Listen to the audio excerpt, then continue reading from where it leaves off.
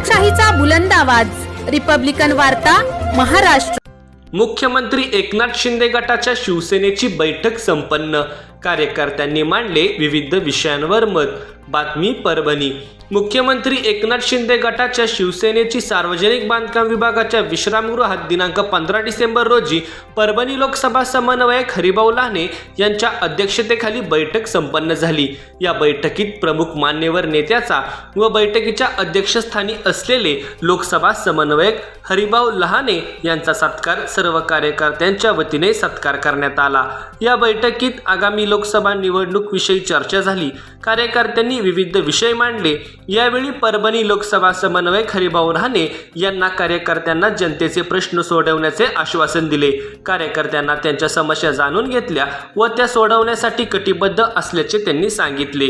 या बैठकीला सेलू शहर प्रमुख अविनाश शेरे, पालम तालुका प्रमुख भाऊसाहेब पौळ, गंगाखेड तालुका प्रमुख रमेश सातपुते, तालुका उपप्रमुख मगर चिलगर, तालुका दलित आघाडी प्रमुख लिंबाजी वावळे, हरी महाराज, राजे राजेंद्र, अशोकराव भोसले, दिगंबर भोसले, मारुती जाधव, प्रभाकर भोसले, दिलीप भोसले, बाळू बिसे, बालाजी कळसकर, शशिकांत गवळी, संदीप सानप, चिंतामणी भोसले, ॲडव्होकेट फड आदींसह अन्य मान्यवर या बैठकीत उपस्थित होते।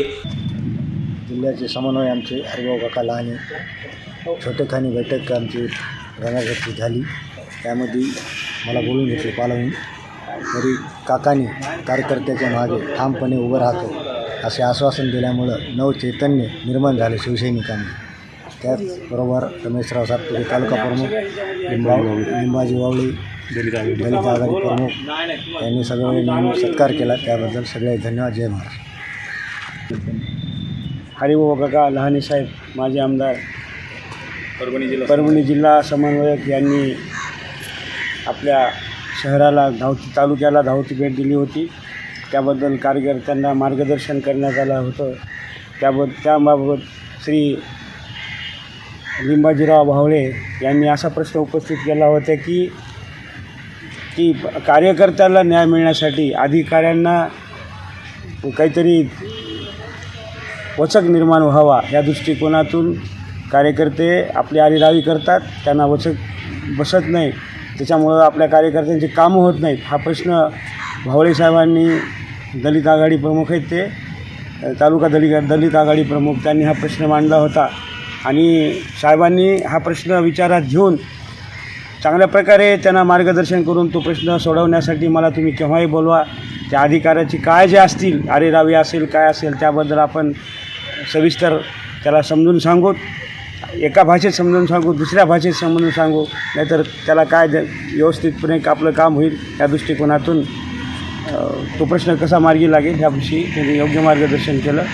आणि वावळे साहेबांना कॉन्फिडन्स दिला त्या माध्यमातून। त्याचप्रमाणे बाकीच्या कार्यकर्त्यांनासुद्धा त्यातून एक मरगळ निघून गेली आणि कामाला लागण्याची एक प्रेरणा निर्माण झाली। असे माझे 2 शब्द। जय महाराष्ट्र। आज आमचे परभणी जिल्ह्याचे समन्वयक हरिभाऊ काका लाहने यांनी एक छोटेखानी भेट दिली गंगाखेड विश्रामगृह येथे आणि आम्ही कार्यकर्त्यांनी जे काही अधिकारी आरेरावी करतात, इतर पक्षाला कामं देतात आणि आमच्या पक्षाच्या कार्यकर्त्याकडे दुर्लक्ष करतात, अशा अधिकाऱ्याची आम्ही हरिभाऊ काका लाहने यांच्याकडं